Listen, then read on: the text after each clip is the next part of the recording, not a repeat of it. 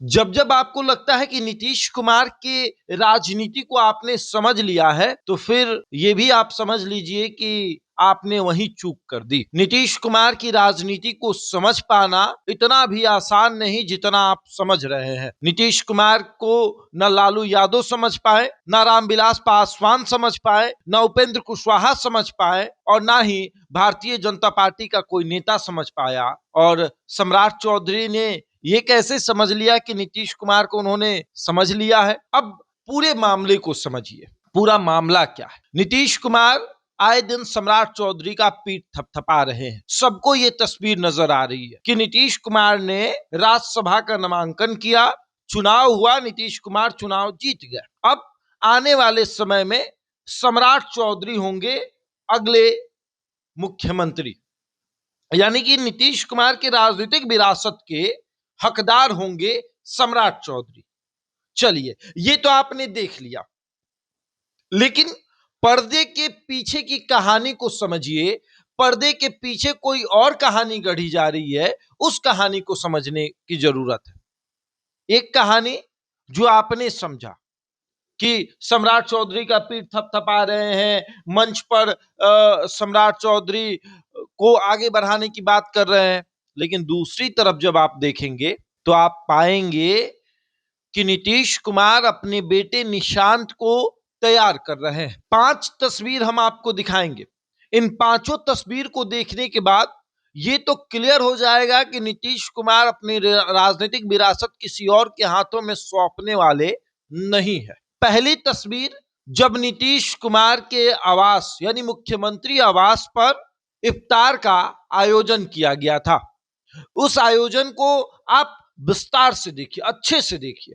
ये तस्वीर देखने के बाद आपको समझ आएगा कि नीतीश कुमार ने अपनी राजनीतिक विरासत वाली कुर्सी पर अपने बेटे को बैठाया है। अब आप सोचेंगे कि कैसे, तो पूरी तस्वीर को देखिए और देखिए कि जहां नीतीश कुमार अक्सर बैठा करते थे जब वो अपने घर पर ईद के समय में जब इफ्तार का आयोजन करते थे, और जब इफ्तार के समय में जब नमाज पढ़ा जाता है या फिर दुआ मांगी जाती है, उस समय नीतीश कुमार उस जगह पर बैठे रहते थे जहां पर आज निशांत बैठे हुए हैं। नीतीश कुमार ठीक उनसे पीछे बैठे हुए हैं और वो ये बता रहे हैं कि तुम आगे चलो, मैं तुम्हारे साथ हूं और हमेशा साए की तरह तुम्हारे साथ रहूंगा। ये बता रहे हैं नीतीश कुमार कि देखने वालों देख लो, मेरे राजनीतिक विरासत वाली कुर्सी पर मेरा बेटा ही बैठेगा। उसके बाद एक तस्वीर ये भी देखिए, जब अरुण कुमार नाराज हुए और अरुण कुमार ने ये कहा कि वो नीतीश कुमार से मिलना चाहते थे, उन्हें मिलने नहीं दिया गया। उन्होंने कहा कि नीतीश कुमार को राज्यसभा जो लोग भी भेज रहे हैं वो सही नहीं कर रहे हैं, तो निशांत कुमार सीधे अरुण कुमार के घर पहुंच जाते हैं और वहां जाकर उनसे मुलाकात करते हैं, उनका पैर छूते हैं, आशीर्वाद लेते हैं और फिर उनसे बातचीत होती है कि नाराजगी मत रखिए। पिताजी अपने इच्छा से जा रहे हैं और आने वाले समय में वही सब कुछ देखेंगे, नाराजगी किसी बात की नहीं होनी चाहिए। घंटों बंद कमरे में बातचीत हुई और ऐसी बातचीत हुई कि अरुण कुमार मुस्कुराते हुए निशांत को अपने घर से विदा दे रहे थे। निशांत कुमार की राजनीतिक समझ को भी आप नहीं समझ पाएंगे, क्योंकि जब लोग ये कहते हैं कि निशांत क्या ही कर पाएंगे, इनसे कुछ नहीं होगा, तो 15 दिन का आप इतिहास उठा लीजिए, 15 ही दिन, मात्र 15 दिन को उठाकर देख लीजिए। जब से निशांत ने जेडीयू को ज्वाइन किया है, तब से निशांत कुमार ने किस तरीके से राजनीति को अपनी तरफ मोड़ा है।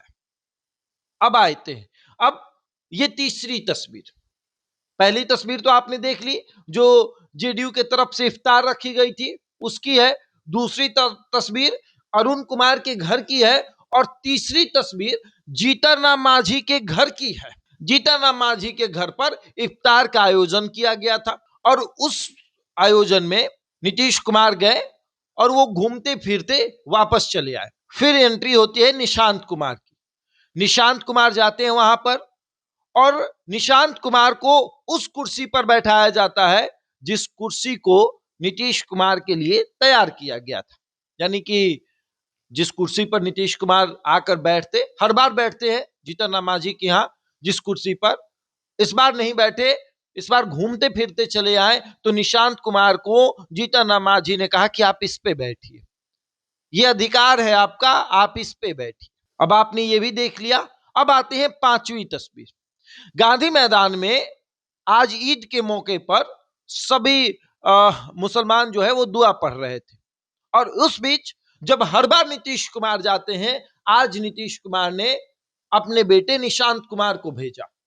निशांत कुमार वहां पहुंचे, और जब वो पहुंचे तो एक अलग खुशी मुसलमानों के बीच देखने को मिली।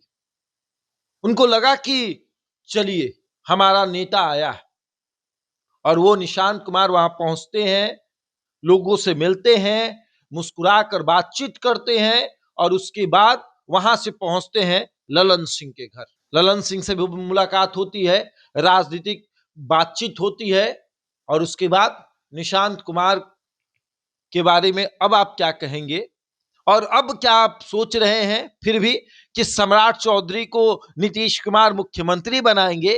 तो ये इस भ्रम से बाहर निकलने की जरूरत है, क्योंकि पर्दे के सामने जो दिखता है अक्सर वो होता नहीं है। पर्दे के पीछे कोई और कहानी गढ़ी जाती है, और उस कहानी को हमारे सामने लाया जाता है, और फिर लोग सोचते हैं ऐसा तो हमने सोचा ही नहीं था। नीतीश कुमार अपने बेटे निशांत कुमार को तैयार कर रहे हैं, और निशांत कुमार भी अपनी राजनीतिक समझ को बढ़ाने में लगे हुए हैं। अपने पिता से सीख रहे हैं कि किस तरीके से राजनीति के दांवपेच जो है वो जानने की जरूरत है। राजनीतिक दांवपेच जब आप समझ जाइएगा तो फिर आपको हराने वाला कोई पैदा नहीं होगा। जैसे कि नीतीश कुमार ने अपनी इच्छा से मुख्यमंत्री का पद छोड़ा है, नहीं तो फिर बिहार में ऐसा कोई नेता नहीं हुआ जो 2005 से लेकर 2026 यानी 25 का भी चुनाव मान ले तो नीतीश कुमार को हरा सका हो। अब आगे आगे देखिए क्या होता है। बहरहाल इस खबर में इतना ही, बने रहिए हमारे साथ और देखते रहे द इंडिया टॉप।